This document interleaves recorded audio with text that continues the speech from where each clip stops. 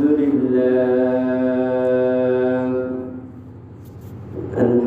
لله نحمده ونستعينه ونستغفره ونؤمن به ونتوكل عليه ونعوذ بالله من شرور أنفسنا ومن سيئات أعمالنا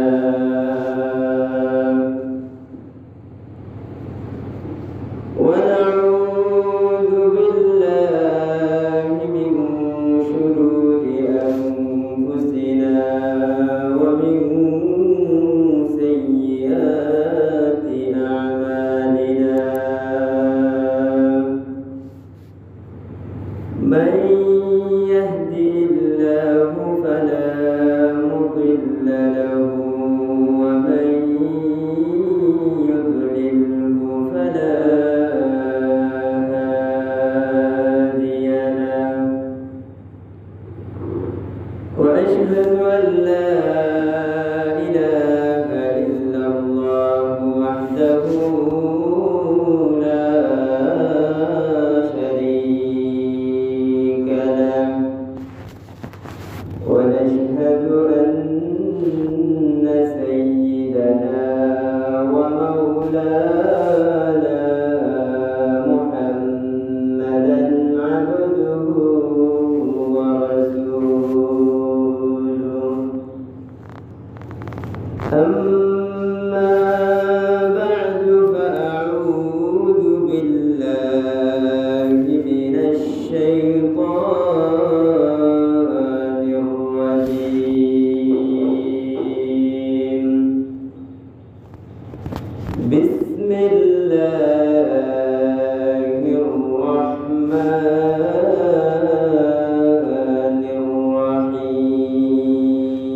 الرحيم يا أيها الذين آمنوا لا تتخذوا اليهود والنصارى أولياء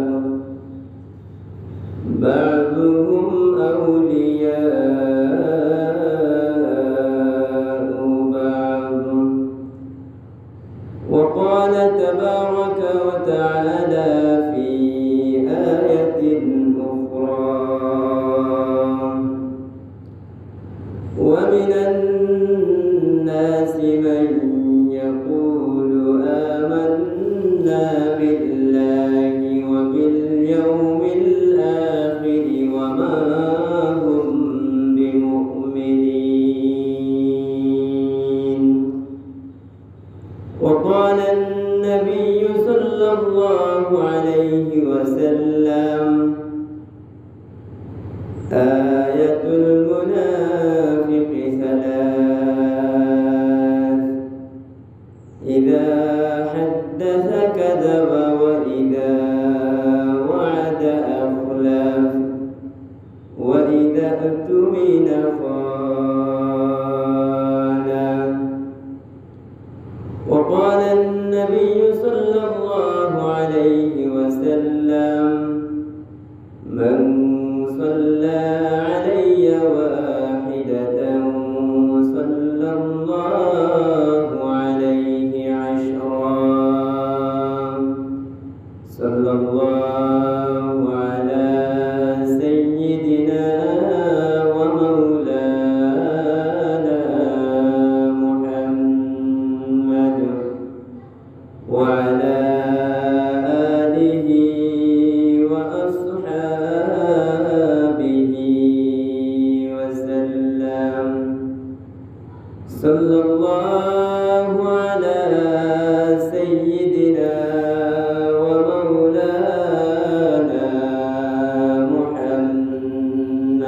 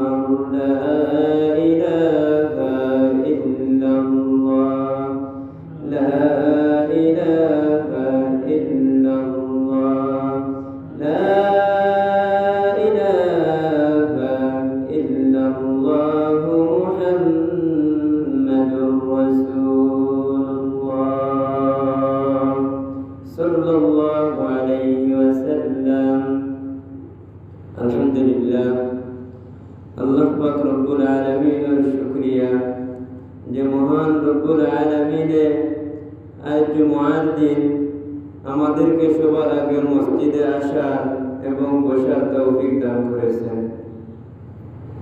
আমাদের মতো অনেক মানুষ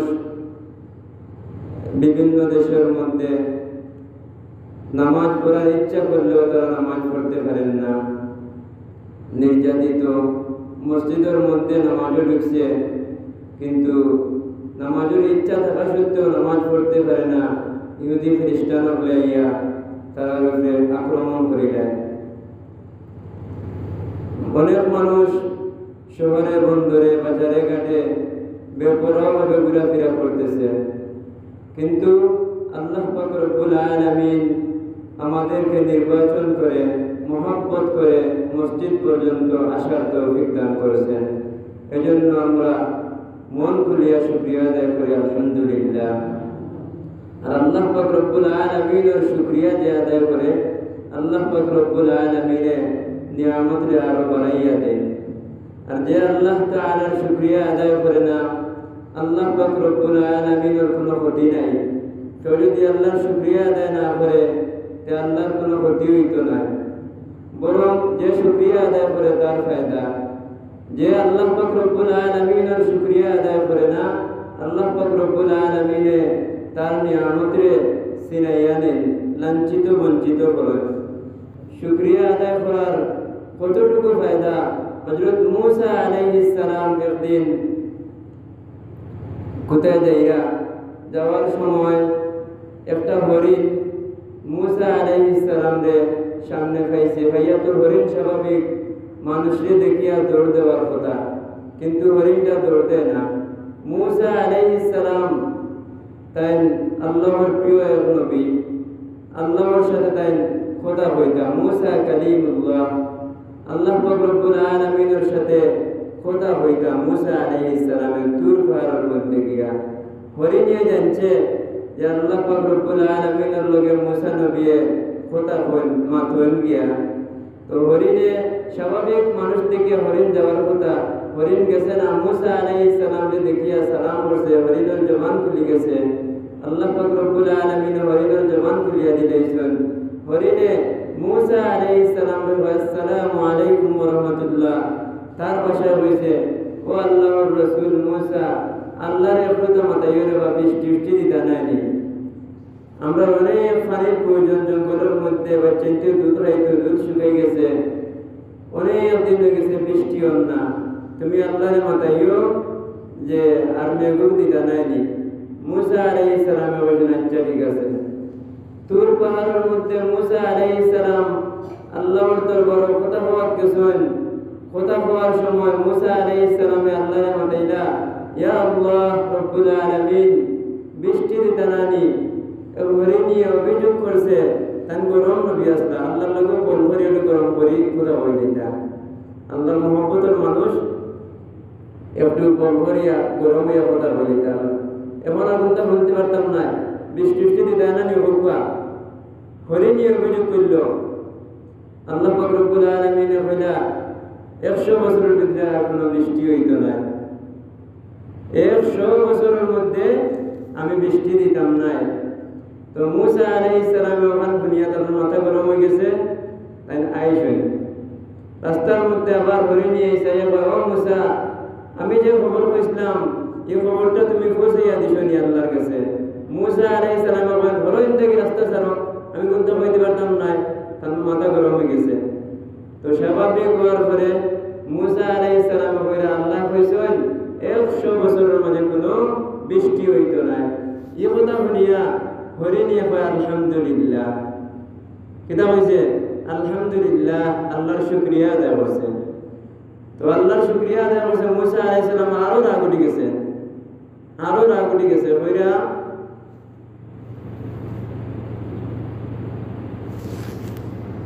মূসা আলাইহিস সালামের আরো রাগ উঠে গেছে। আমি তো কইলাম 100 বছরের মধ্যে বৃষ্টি হইতো না, তুমি আলহামদুলিল্লাহ কেন কইলা? তো হরিণী তো আল্লাহ জবান খুলিয়া দিছেন।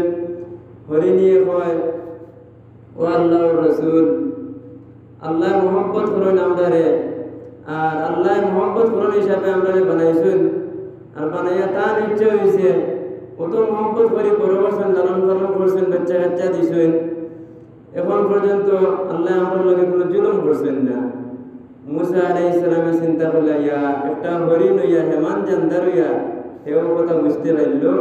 তখন মুসা আলাইহিস সালামের সামনে তাই মুসা আলাইহিস সালাম বুঝলা যে হরিণের শুকরিয়া আদায় করছে। পরে ও রাইত হইতে না রাইত হইতেও বৃষ্টি হয়ে গেল।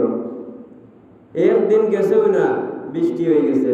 মুসা আলাইহিস সালাম বাদর দিন আল্লাহর কাছে গেছেন, গিয়া কইরা যে আমারে বলে 100 বছরের মাঝে বৃষ্টি হইতো নাই, আর এখন রাত যাইতে না যাইতে বৃষ্টি দিয়ে এলা, আমার কাছে হরিণের কাছে লজ্জিত হইলাম। আল্লাহ পাক রব্বুল আলামিন কইন আমি বৃষ্টি দিতে পারি 100 বছর পরে যে বৃষ্টি লেখা ও বৃষ্টি আমি 100 বছর আগে বই আনতেছি। এখানে হরিণের শুকরিয়া আদায় করার কারণে, এর কারণে আমরা আল্লাহ পাক রব্বুল আলামিনের শুকরিয়া আদায় করতাম। বাদশাহ হারুনুর রশিদ একজন খুব ভালো বাদশাহ আসলা। বাহলুল নামে একজন বৃদ্ধ মানুষ, পাগল হইতে তারা আসলে তাই পাগল না, বহুত বড় দিনদার এক মানুষ, মুত্তকি এক মানুষ, স্বাভাবিকভাবে চলাফেরা। তো তাই খবরস্থানের মধ্যে গিয়া ওরা বই দিতা মানুষের মাথায় দা কিতা হয়েছে এখানে পড়িলে কিতার লাগি। তাই বলতে আমি এমন এক জায়গাতে আইছি যেখানে কোনো ফিতনা ফাসাদ নাই, শহরের কোনো গিবত নাই, শহরের কোনো নিন্দা নাই। ওই জায়গার মধ্যে আমি এমন এক প্রতিবেশীর কাছে আইছি শুধুমাত্র আরামে তারা থাকুন, আমিও আরামে বইতে পারি। তো তাই বাহলুল নামে বাদশার গেছে, তাই নদীর মধ্যে বালুকও হাত দিয়া কিতা করলা। এই স্বাভাবিক সাগরের পারে বালুক থাকে, নদীর পারে বালুক থাকে, বালুকের মাঝে তাই হাত দিয়া খেলা করলা।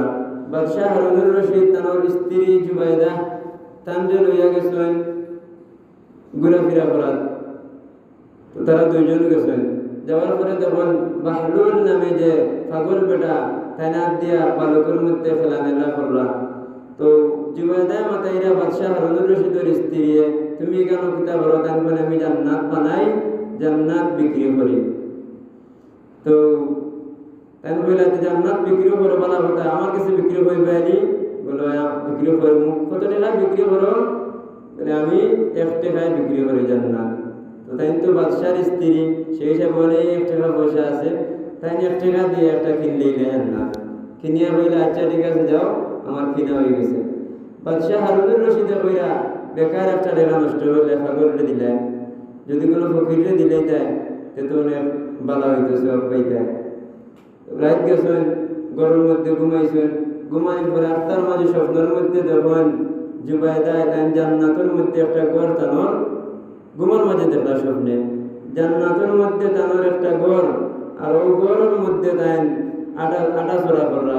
আর বাদশাহ হারুনুর রশিদ গিয়া ঢুকতে চাইছেন, এই ঘরে ঢুকার কোনো অনুমতি নাই, কারণ তাই বলে তো আমার স্ত্রী, আমি এই ঘরে ঢুকলে আমার অসুবিধা কিটা? বলে না, দুনিয়া দিতে স্ত্রী, স্বামী স্ত্রীটা দুনিয়া, তুমি কারণ মালিকানা হইতেব, আর ওটার অনুমতি লইয়া তুমি কেন ঢুকতেব? তোমার তো কোনো অনুমতি আমরা পাইছি না, ঢুকতে দিচ্ছেন না। হঠাৎ ঘুম ভেঙে গেল। ঘুম ভাঙ্গার পরে ও ঘটনা বর্ণনা করলাম, আমি ঘুমাইলাম, ঘুমের মধ্যে ওলা ওলা দেখলাম। তখন বাদর দিন আবার গেলা, গিয়া তখন সেম অবস্থা। তখন বাহরুল্লে কইলা তুমি কিতা করো? আজ আবার ওই সেম অবস্থা। তাই বলে আমি জান্নাত বানাই, জান্নাত বিক্রি করি। বলে জান্নাত বিক্রি করো? কিলা বিক্রি করো? কত টাকা দিয়ে বিক্রি করো? বলে সারা এই দেশের মধ্যে যত সম্পদ আছে অত পরিমাণ টাকা দিলে আমি একটা জান্নাত বিক্রি করি। এই কথা দিয়ে এখন বুঝাইতেছে ইয়ার আল্লাহ পাক রব্বুল আলামিনরে আমরা আনা দেখিয়া ঈমান আনছি, নবীরে আমরা দেখছি না। আগর যারা তারা দেখছেন, নবীরে না দেখিয়া, আল্লাহরে না দেখিয়া ঈমান আনছি।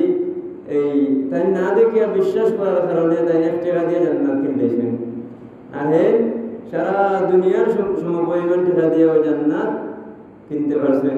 পরে এখান তো আসলে জান্নাত কিনা নাই, যে কথা বুঝানি। তো আমরা আল্লাহ পাক রব্বুল আলামিনের উপরে ঈমান আনছি। আর আল্লাহ পাক রব্বুল আলামিন কইরা ইয়া আইয়ুহাল্লাযীনা আমানু লা তাত্তাখিযুল ইয়াহুদা ওয়ান নাসারা আউলিয়া বাযুহুম আউলিয়াউ বায।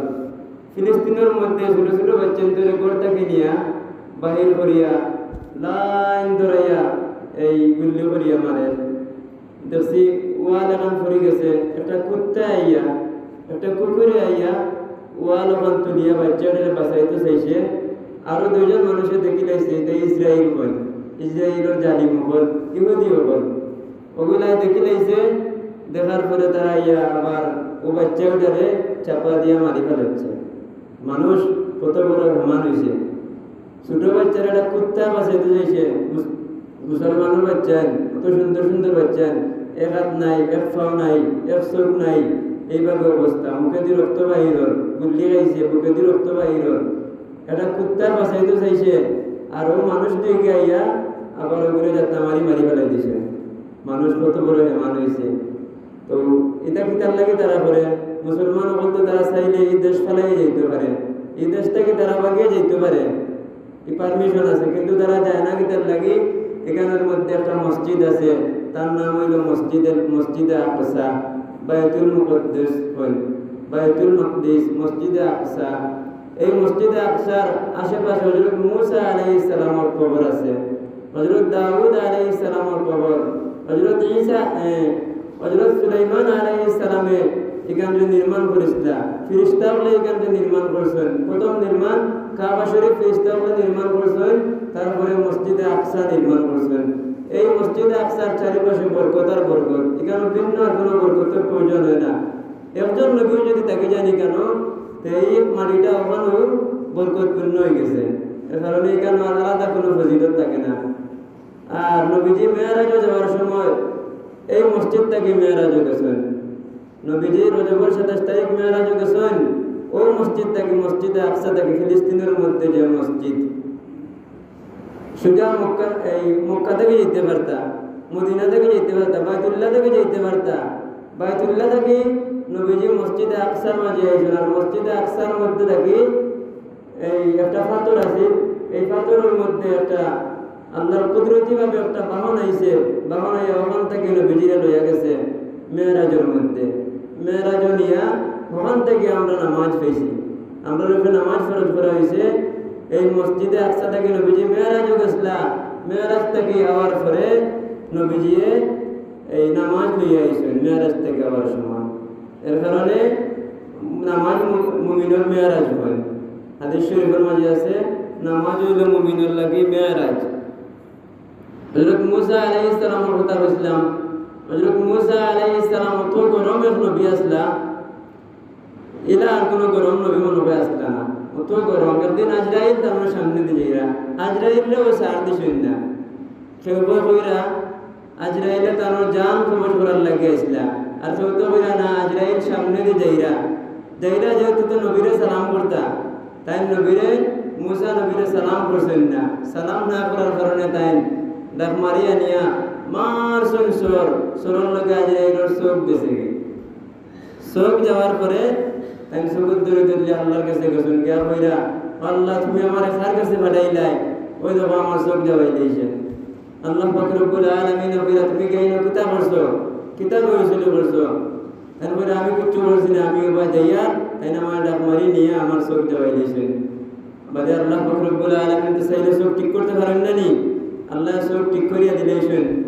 দিয়া কইরা কিলা কিতাব হোক, তাই কইরা আমি সালাম করছি না। বলে তুমি কেন সালাম করতে না, তুমি আমার নবীরে সালাম করতে না কিতার লাগি?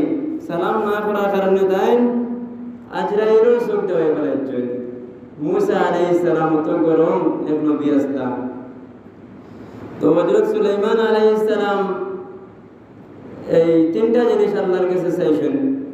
তার সমস্ত জগতের বাদশাহ আসলা সুলাইমান নবী, বিখ্যাত এক নবী। হযরত সুলাইমান আলাইহিস সালাম তিনটা জিনিস আল্লাহর কাছে চাইছেন। এর মাঝে থেকে একটা হইল মসজিদে আকসা, এই বাইতুল মুকদ্দাস, ফিলিস্তিনের মধ্যে যে মসজিদ রক্ষা করার লাগি হাজার হাজার, এই 7 তারিখ থেকে আজ পর্যন্ত প্রায় 25,000 শিশুরে মারা হয়েছে। আর তো কত গুলি খাইয়া মরে, এটা তো আর আনাচে কানাচে পাওয়া যায় না। 25,000-এর মতো শিশু মারা হয়েছে, শুধুমাত্র 25,000 শিশুরে মারা হয়েছে। বড় মানুষের তো হিসাব নাই। শুধুমাত্র তারা ইমান আল্লাহ বাড়াইয়া দিছেন, মসজিদে আকসারে রক্ষা করার লাগি তারা এই দেশটা ফলাইয়া যান না। আর কিয়ামত পর্যন্ত একগুলো মানুষ থাকবা এই মসজিদে আকসারে রক্ষা করার লাগে। কয়েকদিন পরে এটা বন্ধ হয়ে যায়, তো এগুলো বন্ধ হইতো না। মুসলমানেও তো মাইর খায়, সারা দেশ তো এই ইসরায়েলে নিচে কি দখল করিয়া, কিন্তু এই 17 একর জায়গা বল, 17 একর জায়গা তারা মুসলমান উপরে ছাড়েন না। এটার লাগে লেখান অনেক ফজিলত আর বরকত আছে। আর আল্লাহ পাক রব্বুল আলামিন নবী করিম সাল্লাল্লাহু আলাইহি ওয়াসাল্লাম বলেছেন কিয়ামত পর্যন্ত একদল মানুষ থাকবা এই মসজিদে আকসারে রক্ষা করবা। এর কারণে এরা আছেন। আর ইমাম মাহদি, কিয়ামতের আগে ইমাম মাহদি আইবা, তাই নয় এই মসজিদে আকসা থেকে আইবা, এই ফিলিস্তিনের মধ্যে আইবা। তো তিনটা জিনিস তাই আল্লাহর কাছে চাইছেন। একটা হইল এই মসজিদে আকসার মধ্যে যে মানুষে নামাজ পড়ব 50,000 রাকাতের সওয়াব। 2 রাকাত নামাজ পড়লে 1 লক্ষ।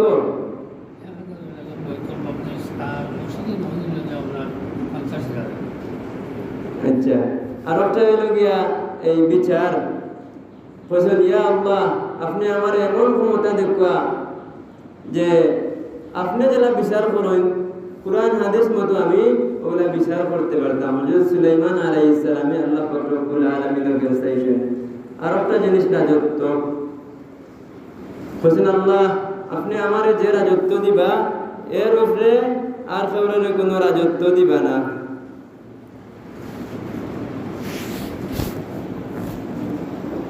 আল্লাহ পাক রব্বুল আলামিন হযরত সুলাইমান আলাইহিস সালামরে এমন রাজত্ব দিয়েছেন এর উপরে আর কেউ কোনো রাজত্ব পাইছেন না। তো আলিম হল অনেক জ্ঞানী। এক বাদশাহ এক আলিমরে আফটানির লাগে প্রশ্ন করছেন যে ও পুকুরের মধ্যে পানি কত গেলাস হইব। প্রথমে একজন জেনারেল শিক্ষিত মানুষকে প্রশ্ন করছেন। প্রশ্ন করার লগে এর কইছেন কত গেলাস হইব, অনুমানিক বালতিতে ফেলাইলে কত বালতি হয়ে যাব। তাই বলে দেখি ওগো মাদেশাত করে, মাদেশাত পড়বা কিতাব পড়বা, এগুলো কথা হইল। আলিম তারা আলিম বলার কিতা আলিম বাদশার কথা হইল। তো একটা আলিম রে মাতাইল যে ও পুকুরের মধ্যে ওবা তালবা বেটা ভাইয়াও ওখান কইছে ভাইয়া ভাই ও পুকুরের মধ্যে কত গ্লাস পানি হইব। তাই বইরা আচ্ছা ঠিক আছে, গ্লাসটা কত বড় হইব? যদি পুকুরের সমান গ্লাস হয়ে যায় তাহলে তো মাত্র 1 গ্লাস হইব। আপনি আমার 1 গ্লাসের বর্ণনা দেখা পয়লা দেখায়নি। তুমি বলে আলিম মহল ফগা, আসলে তো ফগা না।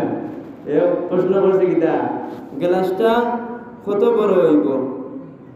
আরব মানুষের আলিমরা আপনার লাগে কইছে যে ওয়াজ বলা, ওয়াজের মাঝে আফতার মাঝে মাঝে ও হুজুর খালি সুয়াবের ফজিলতের ওয়াজ করেন, ফুলকা চাই কোটা নফল মিলিয়া একটা ফরজের সমান হয়। তাই বলে আমি উত্তর করে দিয়া তুমি আগে পৌঁছাই কোটা গোয়ার গাছ মিলাইয়া একটা নারিকেলের গাছ হয়, কতটা সুপারি গাছ মিলিয়া একটা নারিকেলের গাছ হয়। তুমি যে আমার মাথাইলাই কতটা নফল মিলিয়া একটা ফরজ হইব, কিন্তু কোনো প্রশ্নের উত্তর দিতে পারছেন না। কতটা গোয়ার গাছ মিলাইয়া একটা এই নারিকেলের গাছ হইব। 1000 সুপারির গাছ যদি মিলানি হইতে একটা নারিকেলের গাছ হইতো না, আর 1000 নারিকেলের গাছ মিলাইলে একটা সুপারির গাছ হইতো না। কারণ এক গাছ থেকে অন্য গাছ আশা করা যায় না। ঠিক তেমনই ভাবে এই আলিমরা যে প্রশ্ন করছেন কোটা ফরজ মিলে কোটা নফল মিলে একটা ফরজ হয়, 1000 নফল মিলে যদি হয় তাহলে একটা ফরজের সমান হইতো না। আমরা তো মোটামুটি ঈদের নামাজ, তারাবির নামাজ, জুমার নামাজ, এগুলা মানুষের পারে জানাজার নামাজ পড়তে খেপায়া এগুলা মানুষ পড়তে, কিন্তু ফরজ নামাজের কোনো লোক নাই। ফরজ নামাজও কতক্ষণ গুরুত্ব, 70টা ফরজ যদি মিলানি হয় 70টা নফল মিলানি হইলে একটা ফরজের সমান হইতো না। এগুলা ফরজ এক বেলা এক নেতা আর কি, উদাহরণস্বরূপ ডাকাত তাইনতা হয় মন্ত্রী, তার এক কর্মী মারা গেছেন। তো জানাজার খবর পাইছেন, যেহেতু কর্মী মরছেন জানাজার শরীর হওয়া লাগবো না, এদেও তো না, সামনে আবার নির্বাচন।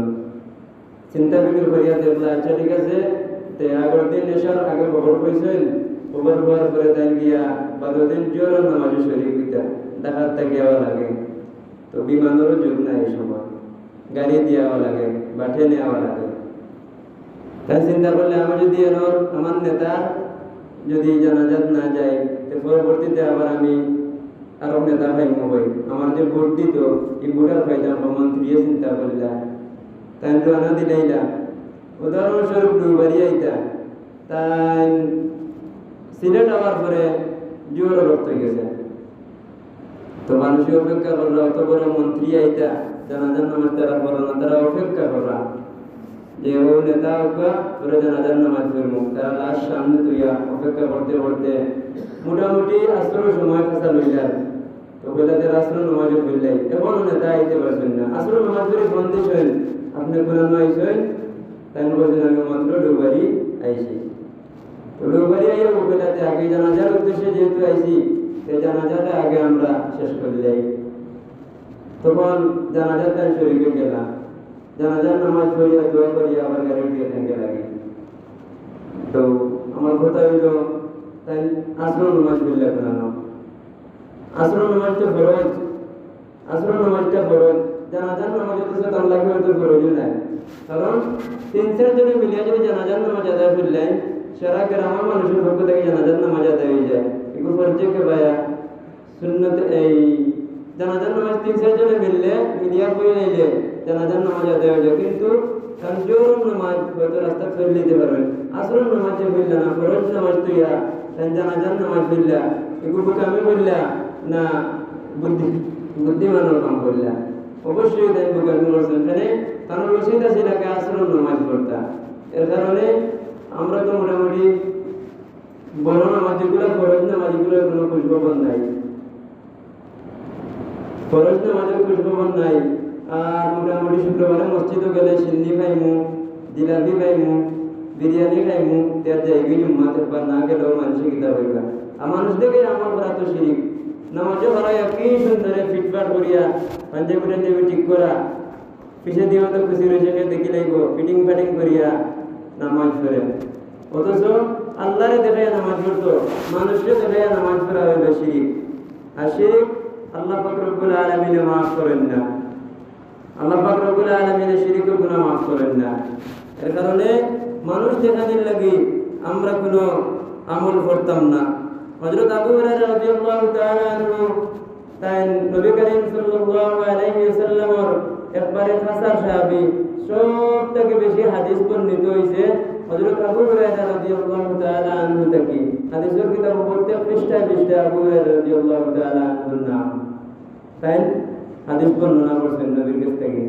তো আবু হুরায়রা রাদিয়াল্লাহু তাআলা আনহু নবী করিম সাল্লাল্লাহু আলাইহি ওয়াসাল্লামে এই কিছু একটা জিনিস পড়ে দেওয়ার লাগে দায়িত্ব হয়েছেন, পড়ে দেওয়ার লাগে ওই জিনিসটা তুমি পাহারা দাও, হয়তো যুদ্ধর সামান বা গনিমতর মান ওগুলা পাহারা দাও, আপনার মাঝে খেজুরের বাগান, তো শয়তানে আইয়া কিতা বলে এগুলো আসলে শয়তান করে দেন সেই জন্য না, প্রথম দিন আইয়া তাই নামাজও খারাপ হয়েছেন আর হে আইয়া সুইও বাড়াত লাগছে খেজুর।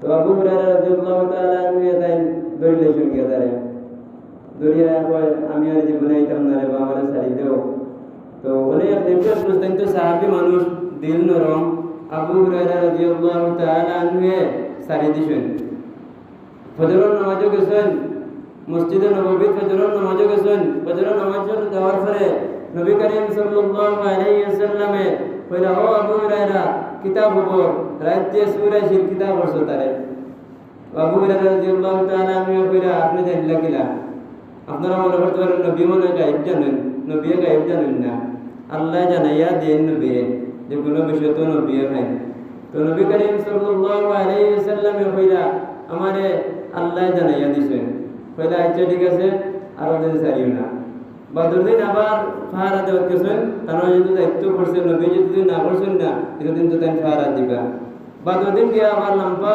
নামাজও খারাপ হয়েছেন, আবার সেম ও মানুষকে আবার আইসে সিরিপ লাগতেছে খেজুর সিরিপ, ও আমার লোক খুব খিদা লাগে বাচ্চা হাত্তারে খাওয়াইতাম শুনতা নাই তুরা সেটটাতে নাই দিবা, তো তাই না আবার কি সারিছেন রিকোয়েস্ট করছে। 3 নম্বর দিন যখন আইসে আবার ফিরে বলছেন আজ আর তোমার সারা নাই, 3 নম্বর দিন আমার পরে সুরিত লাগছে যে সময় বলছে না যার তোমার ছাড়তে পারতাম না, আজ তোমার সার নাই, আজ ডাইরেক্ট নবীর কাছে লইয়া যাইব। আসলে হে শয়তান। তো নবী করিম সাল্লাল্লাহু আলাইহি ওয়াসাল্লাম কাছে লইয়া যাওয়ার পরে তো শাস্তি কিতাই বাবান জানাইয়া দিয়েছেন। সুরের শাস্তি কিতা বলে আত খাটিয়া বানানি, আত এক হাত এক পা খাটিয়া বানাই দিবা নবীয়ে। তার কাছে যদি লইয়া যাই কইছে তুমি আমার সারি দেও, আমি তোমার একটা আমল শিখাইয়া দিব, একটা ইলম শিখাইয়া দিব। তখন হযরত আবু হুরায়রা রাদিয়াল্লাহু তাআলা আনহু ইলমের খুব আশিক আসলা, ইলম শিক্ষা করার লাগি তাই যা কিছু করা লাগতো কিছু করতাম। তো তাই বলে আচ্ছা ঠিক আছে, ইলম যেহেতু শিখাইয়া দিলেই ভাই তে আর সারি দিব, খুব কিতা ইলম বলে তোমারে কোনোদিন শত্রু আক্রমণ করতে পারতো নাই, কোনোদিন তোমার শয়তানে ইয়া শয়তানি জিন্নাতে বলতে পারতো নাই। আমি তোমার একটা আমল শিখিয়ে দেই, এই আমলটা হইল আয়াতুল কুরসি। আয়াতুল কুরসির আমল যদি তুমি করো তো কোনোদিন তোমার শয়তানি করতে পারতো নাই, জিন্নাতি করতে পারতো না।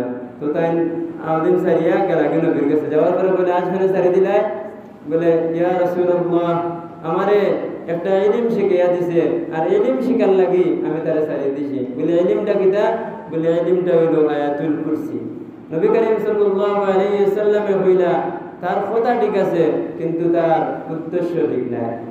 এই যে কথা কইছে এই আমলটা ঠিক আছে কিন্তু তার উদ্দেশ্য ঠিক নাই। কোনো মানুষের যদি ফরজ নামাজের পরে জাগাত বসিয়া আয়াতুল কুরসি পড়ে, আল্লাহ পাক রব্বুল আলামিনে মরার পরেও তারে জান্নাতে প্রবেশ করাইবা। আয়াতুল কুরসি এমন এক আয়াত, শুধুমাত্র মৃত্যুটা আর কি বাকি, জান্নাতে প্রবেশ করাইতো। আয়াতুল কুরসির আমল যদি কেউ নিয়মিত করে শুধুমাত্র তার মৃত্যুটাই তারে আটকাইলে সে জান্নাতে যাওয়ার লাগে। এজন্য তার মৃত্যু না, ওখানে তারে আটকাইলেছে আল্লাহ পাক রব্বুল আলামিন তারে জান্নাতে দিলেই তারে মৃত্যুই আটকাইছে। মরার পরেও যদি আয়াতুল কুরসি কেউ নিয়মিত ফরজ নামাজের পরে তে আল্লাহ পাক রব্বুল আলামিন তারে জান্নাতে প্রবেশ করাইবে। সূরা মুলক তাবারাকাল্লাযী বিয়াদিহিল মুলক ও সূরা 30 আয়াত মাত্র। কেউ যদি এশার নামাজ পড়িয়া